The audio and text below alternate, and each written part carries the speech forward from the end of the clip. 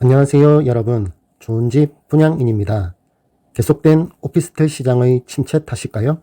오피스텔을 주거용으로 사용하는 것을 규제하던 항목들이 얼마 전 모두 폐지됐는데요. 과연 이러한 규제 완화가 침체된 오피스텔 시장을 다시 살릴 수 있을까요? 오늘은 이 오피스텔 건축 규제 완화에 대해 알아보겠습니다.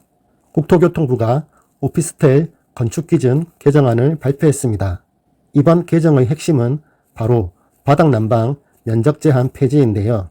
전용 면적 120제곱미터를 초과하는 오피스텔에도 이제 바닥난방을 마음껏 설치할 수 있게 됐습니다. 그렇다면 오피스텔에는 어떤 규제들이 있었던 걸까요? 오피스텔이 주거용으로 사용되는 것을 막기 위해 1986년부터 도입된 오피스텔 규제는 바닥난방 금지, 욕실 설치 금지, 발코니 설치 금지, 업무용 공간 의무화 등을 핵심 내용으로 합니다. 2021년에는 바닥난방 전용 면적 120제곱미터 이하로 확대, 작년에 발코니 설치 허용 등 점진적으로 완화되다가 이번에 바닥난방에 대한 모든 면적 제한이 폐지되면서 오피스텔에 대한 대부분의 규제들이 사라지게 되었습니다. 이러한 오피스텔 규제 완화는 여러 가지 사회적 변화가 그 원인으로 지목되고 있는데요. 첫째, AI 시대의 도래로 건축물의 융복합화가 필요해졌습니다. 과거와 달리 주거와 업무 공간의 경계가 모호해지면서 다목적으로 활용 가능한 건축물에 대한 수요가 증가했습니다. 둘째, 1인 가구의 증가와 재택근무의 확산으로 주거 형태가 변화하고 있습니다. 이에 따라 직장과 가까운 곳에 위치한 주택에 대한 수요가 늘어났습니다. 셋째, 다양한 주거 수요에 대응할 필요성이 커졌습니다. 기존의 아파트 중심 주거 문화에서 벗어나 오피스텔과 같은 대안적 주거 형태에 대한 관심이 높아졌습니다.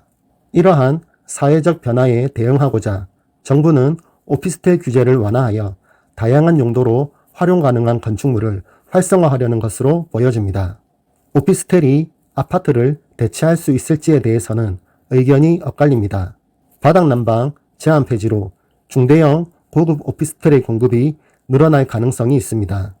그러나 전문가들은 오피스텔이 아파트를 완전히 대체하기는 어려울 것으로 전망합니다. 주된 이유로는 오피스텔의 부대 시설이 아파트에 비해 부족하다는 점이 있습니다. 어린이집이나 경로당 같은 시설들은 아직 아파트 수준에 미치지 못합니다. 또한 대부분의 오피스텔이 임대 수익을 목적으로 한 소형 위주라는 점도 한계로 지적됩니다. 이러한 요인들로 인해 오피스텔이 아파트를 완전히 대체하기까지는 시간이 더 필요할 것으로 보입니다. 이번 개정안에는 생활형 숙박시설을 오피스텔로 전환하는 것을 지원하는 내용도 포함됐습니다. 별도의 전용 출입구 설치 없이도 용도 변경이 가능해졌으며 면적 산정 방식도 간소화되어 전환 부담이 줄어들 것으로 기대됩니다. 이러한 생활형 숙박시설의 오피스텔 전환 지원은 유휴자산 활용도를 증가시키고 주거 공급을 확대하며 절차를 간소화해 전환 부담을 줄이는 동시에 계약 과정의 투명성을 확보하는 데 기여할 것으로 기대됩니다. 오피스텔 규제 완화로 주거 선택의 폭이 넓어질 것으로 보입니다. 이는 투자 매력도를 높이고 거래 시장을 활성화하며 다양한 용도로 활용 가능한 건축물 공급을 확대할 것으로 기대됩니다. 하지만 여전히 대출 규제 등 제약이 있어 즉각적인 시장 활성화로 이어지기는 어려울 것으로 보이는데요. 여러분은 이번 규제 완화에 대해 어떻게 생각하시나요? 오피스텔 시장이 다시금 활성화되고 오피스텔이 새로운 주거 트렌드로 자리 잡을 수 있을까요? 댓글로 여러분의 의견을 들려주세요.